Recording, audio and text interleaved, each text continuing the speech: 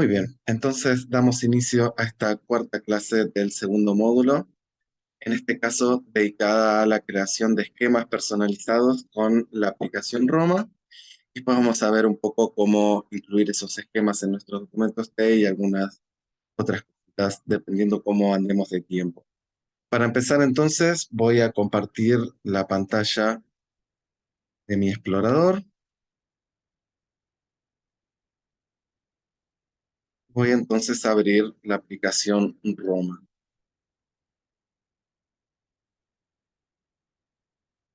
Muy bien, ahora va a aparecer la pantalla de inicio para que cargue.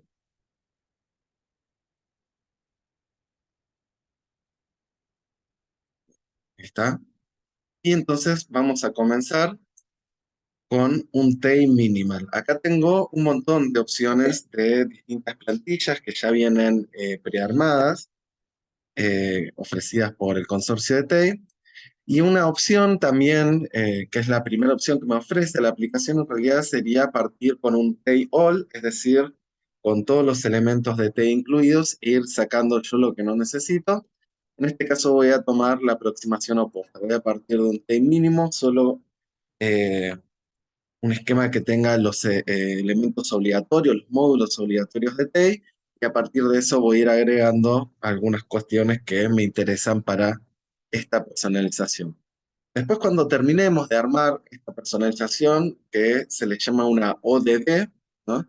One Document Does It All, eh, uno puede descargar ese archivo ODD y volver a cargarlo en otra oportunidad, como vamos a ver al final, ¿sí? En esta otra pestañita de cargar ODD, para seguir trabajando en una segunda etapa, ¿no? Del proyecto, de la construcción de este esquema, poder seguir trabajando sobre esa misma personalización en otra oportunidad.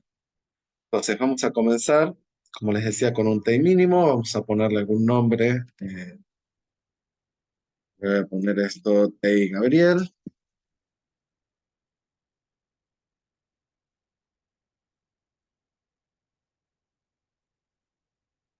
Esto no lo vamos a cambiar, todo lo que tiene que ver con el espacio de nombre, el prefijo, pero sí, lo que voy a seleccionar es que en los casos en los cuales está la traducción al español, me aparezca la traducción al español de la descripción de los elementos y de los atributos, y lo mismo con la documentación que se genera, que uno puede generar automáticamente con esta misma aplicación, que también se genere en español. Por último, me voy a introducir a mí como el autor,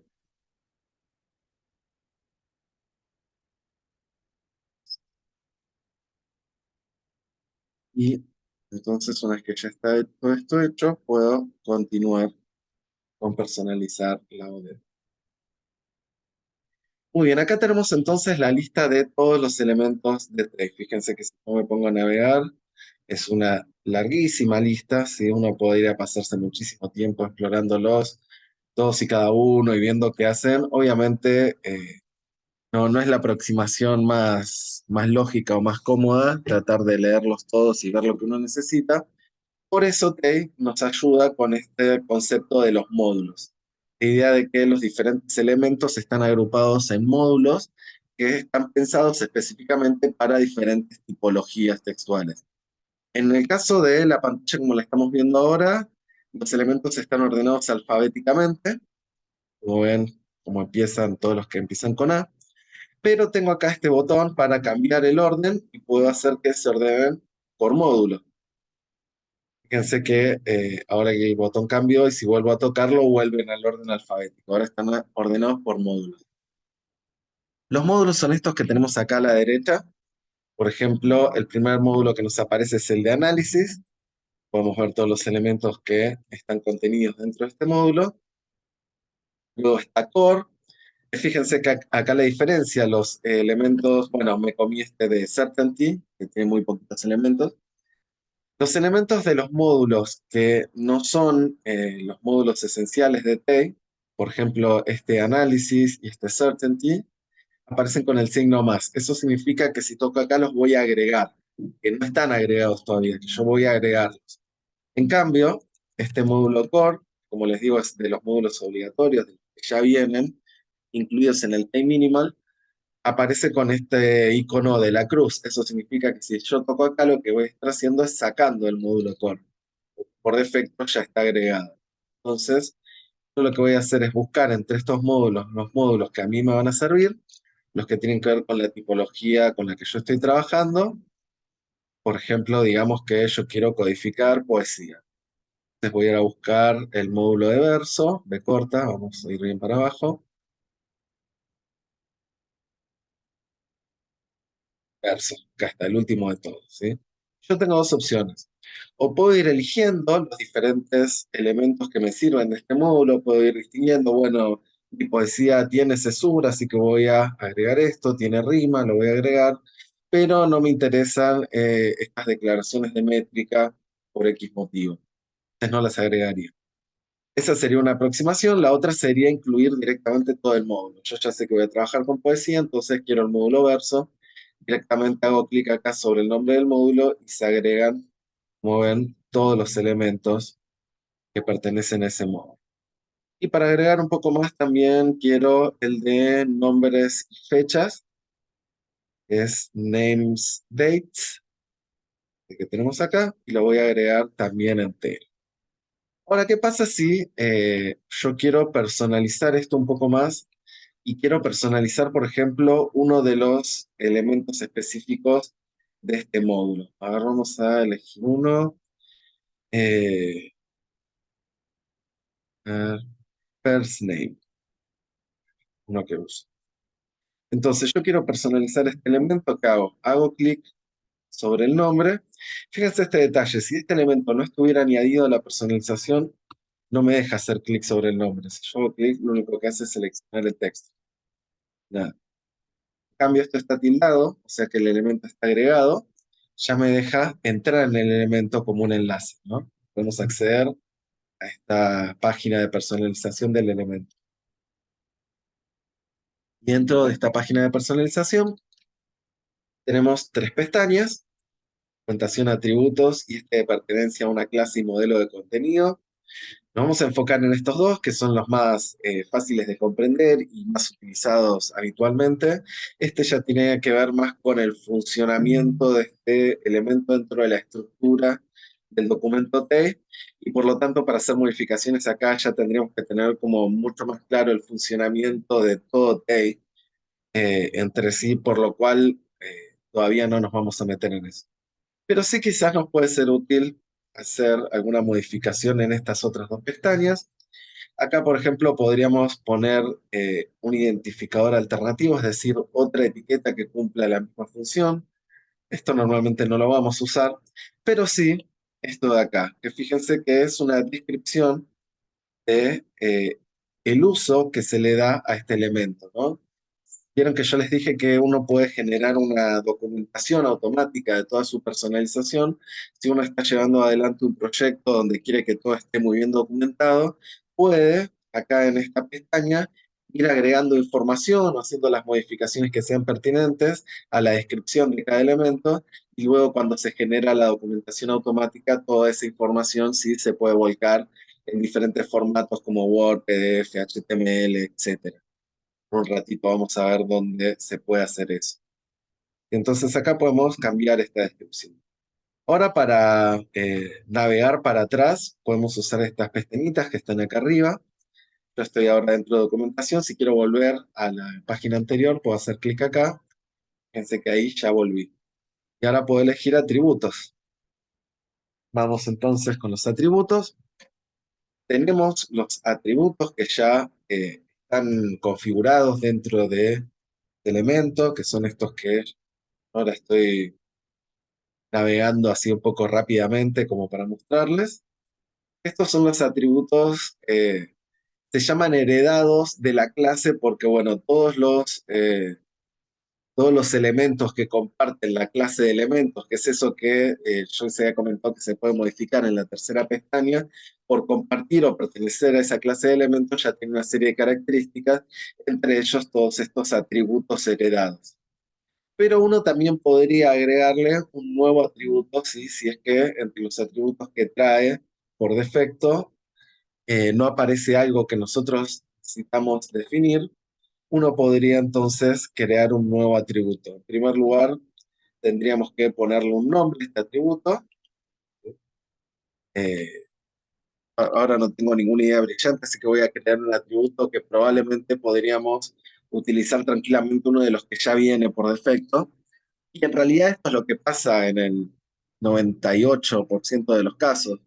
Generalmente ya hay algún atributo que nos sirve, por eso siempre es importante antes de ponernos a crear cosas nuevas, revisar bien lo que ya está, porque recuerden que cuando creamos nuevos elementos en la personalización de tape, ahora les voy a mostrar cómo se crea un elemento, o en este caso como estamos haciendo ahora, si creamos un nuevo atributo, no es que esté mal, pero estamos de alguna manera reduciendo la compatibilidad que tiene nuestra personalización de TAI con los TAIs con los que trabaja la gran comunidad de humanistas digitales. Entonces, siempre que haya un elemento o un atributo que cumpla la función que nosotros necesitamos, la idea es ir a usar el elemento o atributo canónico. Ahora, se puede dar el caso de que hay algo específico que necesitamos incluir que es significativo para el tipo de codificación de proyecto que estamos llevando adelante y que no esté contemplado entonces en la personalización por defecto de tape, podemos entonces crearlo. En este caso, si yo quisiera en estos nombres de persona, podría añadir un atributo tipo. Insisto, esto es algo que ya existe, pero bueno, vamos a crearlo. Creo entonces el atributo tipo. Si voy acá al lapicito, voy a poder editar aún más las características de este atributo. Puedo indicar que este atributo sea obligatorio, o sea que no sea válido el documento si los elementos, perdón, si los elementos persName no tienen este atributo tipo. Si no lo tienen no va a ser válido porque es obligatorio, o puedo ponerlo como opcional, ¿no? Y en ese caso no va a afectar la validez del documento si no está. Puede agregar una descripción, así como se puede agregar la descripción de los elementos, se puede agregar la descripción de los atributos, explicando qué tipología voy a usar, ¿no? Por qué lo incluí, qué es lo que señala, etcétera, etcétera. Se puede hacer una descripción del valor, ¿no? También se puede, como se describe el elemento, describir cuáles son los posibles valores que puede tener ese elemento. Incluso se puede poner que sea un valor abierto, ¿no? Como aparece acá, por defecto abierto, que eso significa que yo puedo poner como valor cualquier cosa, puedo poner una cadena de texto, un número, no está definido, justamente por eso si este está abierto, cómo tiene que ser el valor. O puede ser una lista cerrada, ¿no? Yo puedo poner valor cerrado e ir agregando los diferentes valores que voy a estar marcando, ¿no? En este caso, no sé. Eh, Póngales que voy a tener un tipo que van a ser los españoles, eh, voy a tener un tipo que van a ser los pueblos originarios, y etcétera, etcétera, ¿no? Uno puede ir agregando los diferentes valores que le quiere dar a este atributo. De vuelta también se pueden poner identificadores alternativos, ¿no? Y lo mismo que habíamos podido personalizar para el, el elemento, lo podemos personalizar para el atributo, pero estas opciones que vimos son las más útiles y las que mejor les van a resultar en un principio. Yo no tengo que guardar nada, todos los cambios que hice ya se van guardando automáticamente. Si vuelvo para atrás, más para atrás, eh, ya todos los cambios que hice en los atributos y en la documentación, que no hice mucho, pero si hubiera hecho cambios, quedarían guardados automáticamente y podría seguir entonces eligiendo elementos o personalizando los elementos que elegí. Les había dicho que les iba a mostrar cómo crear un elemento. Bueno, es bastante simple. Acá tienen el botón, ¿sí? De nuevo elemento. Pueden crear un elemento, pueden crear una clase de elementos o un tipo de datos. Esto de los tipos de datos y de las clases, insisto, sí es en lo que no me voy a meter todavía, porque en esta instancia del conocimiento que tenemos de T y al nivel de T que estamos manejando, es más complicarnos que el uso que realmente le vamos a poder dar. Pero sí vamos a ver qué pasa si yo pongo un nuevo elemento. Igual que con el atributo, lo primero que tengo que hacer es darle un nombre. No sé qué podríamos marcar. A ver. Obviamente que esto ya existe, pero digamos que yo no existiera, quiero crear un elemento fechas. El nombre, recuerden que es el nombre que va a estar dentro de la etiqueta, con lo cual lo que hice yo de empezar con mayúscula es preferible editarlo. Sin mayúsculas, sin tildes, para estos nombres de etiquetas, siempre es lo mejor.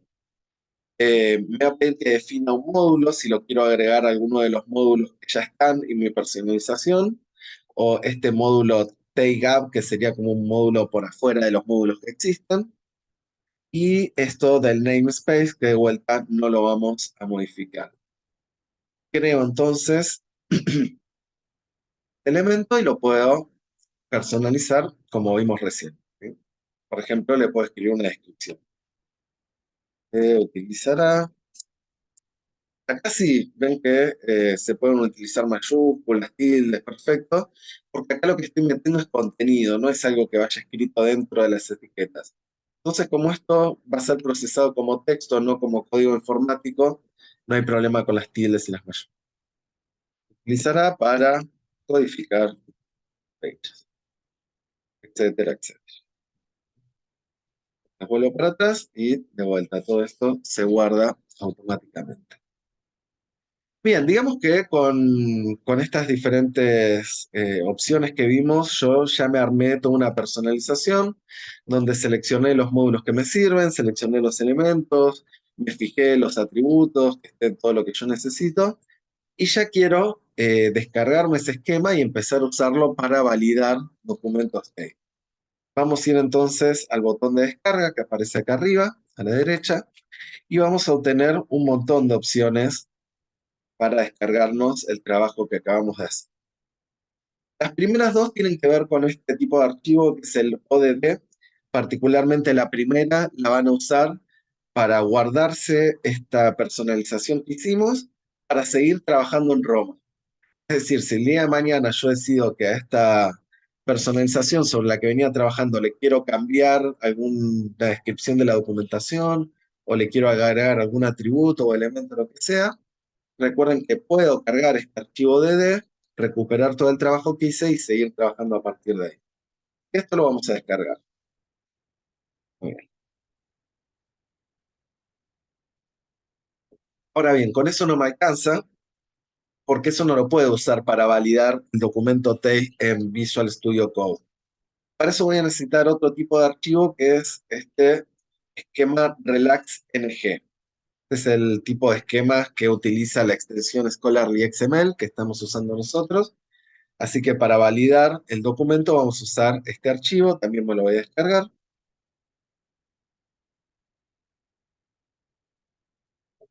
Perdón. Ahora sí, lo voy a descargar. Y después de las otras opciones que tienen, bueno, ya. Tienen otras opciones que también son esquemas para validar documentos, como este esquema W3C, el DTD, que es la declaración, ay, ahora no me acuerdo cómo era la sigla en inglés, pero bueno, es la declaración de tipo de documento. Eh, y esto del esquematron, que es otra forma de validación complementaria a la del esquema. No hace falta que nos metamos por ahora en detalle con estos tipos de archivos, porque no son tipos de archivos que vayamos a utilizar. Mientras ustedes utilicen Visual Studio Code y la extensión Scholarly para validar sus documentos, el tipo de archivo que les va a servir como esquema es este de RelaxNG. Y por último, tienen la opción de descargarse la documentación, que recuerdan que yo les había dicho que esto tiene que ver con justamente toda esa información que podemos ir cargando en la descripción de los elementos y atributos. Todo eso se puede descargar como una documentación, como ven acá, en diferentes formatos, ¿no? HTML, Microsoft Word, PDF y otros formatos como el propio, una documentación, digamos, ya codificada con TEI. Bien, por ahora entonces lo que nos vamos a bajar son estos dos que había bajado antes. Personalización como DD, para guardar la personalización y poder seguir trabajándola en el futuro. Y esquema RelaxNG, que es el que voy a usar ahorita nomás para validar mi documento TEI. Muy bien. Entonces voy a dejar de compartir la pantalla de mi navegador porque ya no vamos a usar más Roma. estábamos con Roma, y ahora en cambio voy a ir a mi Visual Studio Code. Muy bien, aquí estoy. Genial. Eh, aquí, acá estamos. Bien. Acá tengo el ejemplo del ejercicio de la unidad 3, el que le subí ahí a la carpeta de ejercicios resueltos. Y acá me lo está validando porque lo tengo guardado en la misma carpeta que este ejemplo esquema con el que veníamos trabajando. Ahora lo que voy a hacer entonces es ir a mi carpeta de descargas. Esto ustedes probablemente no lo estén viendo, pero con mi relato alcanza. Me voy a agarrar ese documento RelaxNG que me acabo de descargar de Roma. Me voy a ir a la carpeta donde tengo guardado este documento TEI que estamos validando ahora y voy a pegar el esquema este que me descargué de RelaxNG en la misma carpeta. Así que ahora va a interactuar. ¿Cómo hago yo para que ahora empiece a interactuar este documento con el esquema que creé antes? Lo voy a poner acá arriba, ¿sí? En la declaración del modelo XML, ¿sí? Lo que es la segunda línea de todo documento TEI con el que vamos a estar trabajando, acá en el atributo ref, ¿sí? href, como valor de ese atributo, entonces vamos a poner el nombre del esquema que me acabo de descargar.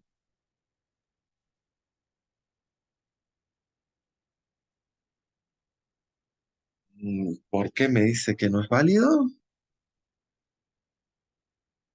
Extraño esto, a ver.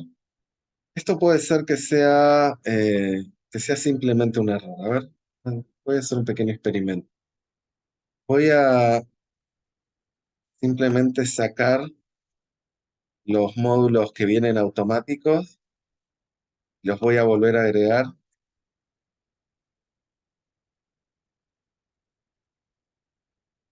voy a volver a descargar el esquema, porque sospecho que esto es un error de generación de...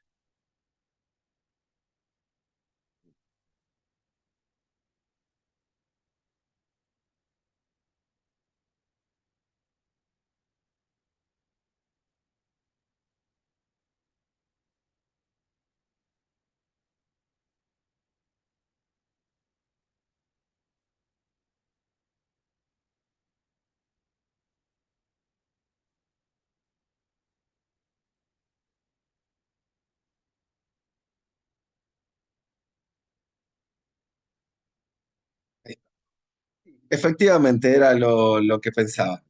Lo que acaba de pasar recién es un pequeño error que puede suceder. Esta versión de Roma que estamos usando particularmente es una versión de Roma que todavía es bastante nueva. Hasta hace muy poco se venía usando una versión anterior. De hecho, yo hasta el año pasado todavía este mismo ejercicio lo hacía con la versión anterior, pero ya desde el año pasado, desde fines del año pasado, se empezó a proponer desde el consorcio TEI esta nueva versión de Roma como la versión principal. Y la verdad que para la mayoría de las cosas funciona muy bien, pero tiene algunas cositas todavía que se ve que la están terminando de ajustar y puede ser que algunos de los esquemas que le generen tire este error, que de pronto te tira un montón de errores. Si pasa eso, no entren en pánico, simplemente lo que yo acabo de hacer es sacar uno de los módulos que viene por defecto, saqué el módulo Core y lo volví a poner y me volví a descargar el RelaxNG y ahí fíjense que ahora me funcionó todo bien, ¿sí? Es simplemente un error que puede generar y que se soluciona de esa manera. Bien, ¿cómo sé yo entonces que está funcionando este nuevo esquema? Bueno, voy a utilizar uno de los elementos que agregué que no estaban contemplados en este módulo, en este esquema anterior que les di yo como ejemplo. Entre ellos, uno que habíamos usado, el de Pers Name, ¿no? Teníamos entonces el de nombre de persona. Vamos a marcar cualquier palabra, no vamos a marcar un nombre, pero solamente como para ver cómo funciona.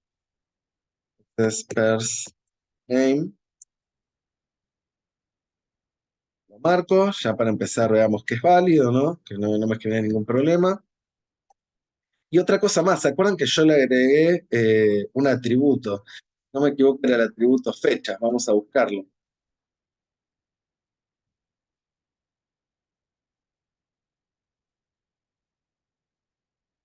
No, miento, no era el atributo fecha.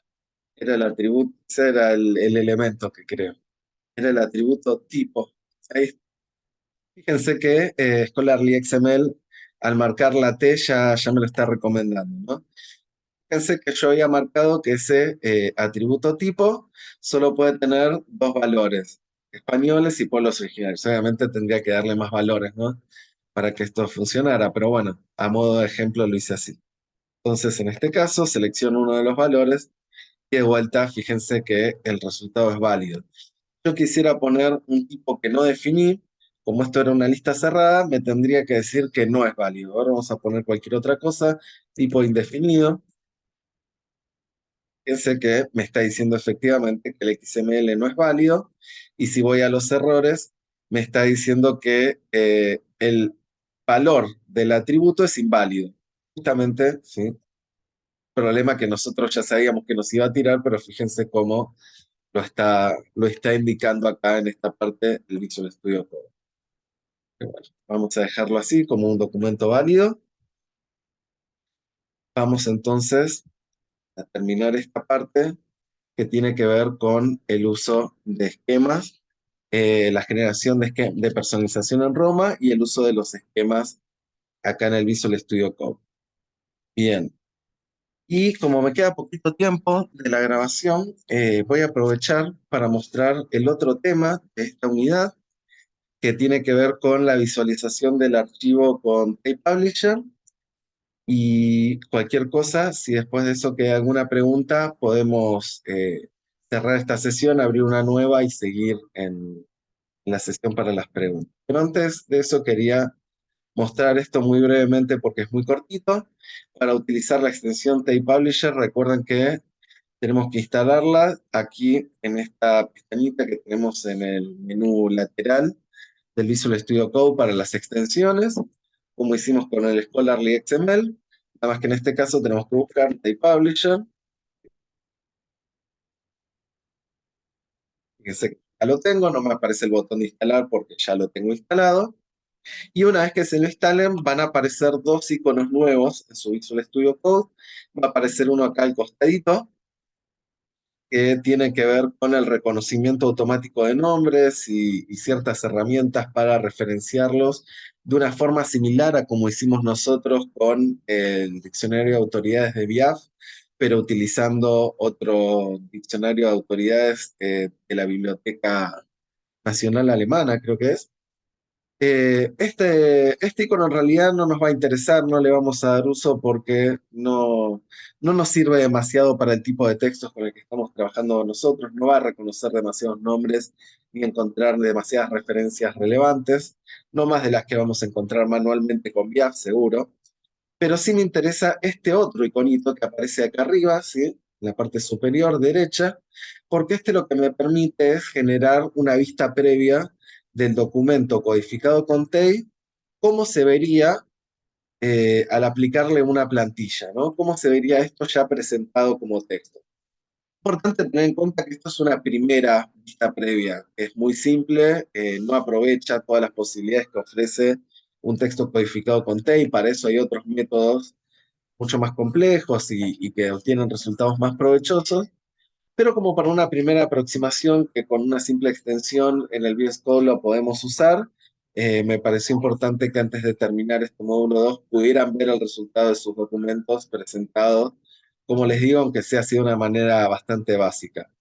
Yo, por ejemplo, elijo una plantilla. Estas son todas plantillas que ofrece automáticamente la extensión. Pueden ir probándolas, las mayorías les van a dar resultados bastante similares, pero por ahí encuentran algunas diferencias. Si yo empiezo por una bien básica, ¿no? Como Tape Publisher base, vamos a ver que aparecen los párrafos separados, tenemos las páginas, aparecen los cortes de línea, ¿no? Los cortes de línea respetan los cortes de línea que yo tengo codificados en el documento, pero por ejemplo, los elementos choice, donde yo hago una corrección, pero dejo también la palabra mal escrita como está original en el texto, no los entiende bien y los reproduce como si fueran una palabra doble, ¿no? Como les decía, pueden ir probando varias de estas plantillas y luego cuando encuentran una que les gusta más, ir probando cómo queda el texto con esa plantilla. También hay algunas que destacan los nombres que aparecen marcados, aparecen con color, y hay algunas que no marcan los cortes de línea, que presentan todo el párrafo juntos, etcétera. Hay algunas diferencias, pero más que nada les va a servir, como les decía, para tener esta primera mirada. A ver, buscar, creo que esta, por ejemplo, es de las que buscaba los nombres. Sí, fíjense que aparecen los nombres que están marcados con el atributo name, aparecen en verde, el que está marcado con first name aparece en negrita, ¿no? Entonces, bueno, se nota que se pueden ir marcando diferentes entidades con esta plantilla. Sí, Federico, veo que me quieres preguntar algo, decime. Sí, hola Gabriel, ¿qué tal? Te quería hacer una pregunta justo sobre este tema, porque bueno, que si A ver, podías te estoy mencionar por lo escuchando. menos... Ah, ¿no me escuchás? A ver.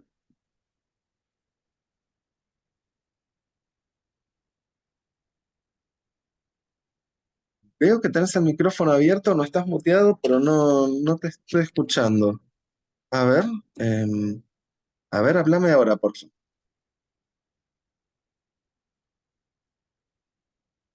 No,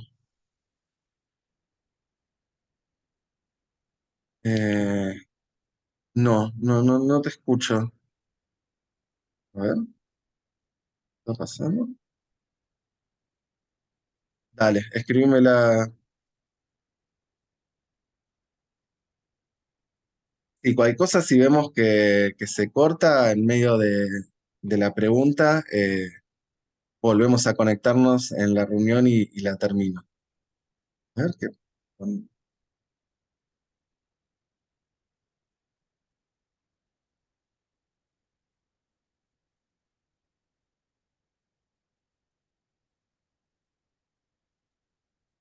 Em, Esas otras opciones de publicación de archivos TEC que mencioné, ¿cuáles son esas otras opciones? Bueno, eso es bastante extenso. En realidad, básicamente lo que se hace es transformar el archivo TEI en un archivo HTML. Los archivos HTML son el tipo de archivo que está detrás de todas las páginas web que vemos. Entonces hay un tipo de lenguaje XML que funciona como una especie de traductor. Se usa un archivo TEI, un archivo XSL, se le llama, o XSLT, y con ese archivo XSL eso se transforma en un HTML y a su vez se tiene que crear un sitio web para subir eso. Ahora bien, hay algunas aplicaciones que ayudan a saltear ese proceso. Hay una, por ejemplo, que se llama Citizen, que si les interesa el tema, yo después puedo subir al campus un tutorial que hicimos con Jimena sobre Citizen, que justamente sirve para que los archivos TEI se vean como archivos HTML en una página.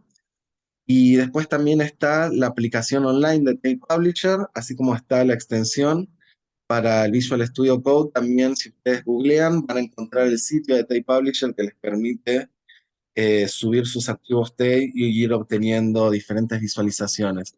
Esas son opciones un poco más accesibles, pero en todos los casos ya se requiere más conocimientos, digamos, de lo que estamos viendo hasta ahora. Para poder, nosotros estuvimos viendo cómo codificar en TEI y esta primera vista previa, pero ya para obtener una edición digital o una visualización más compleja de los archivos TEI, ya entran en el juego otro tipo de tecnologías.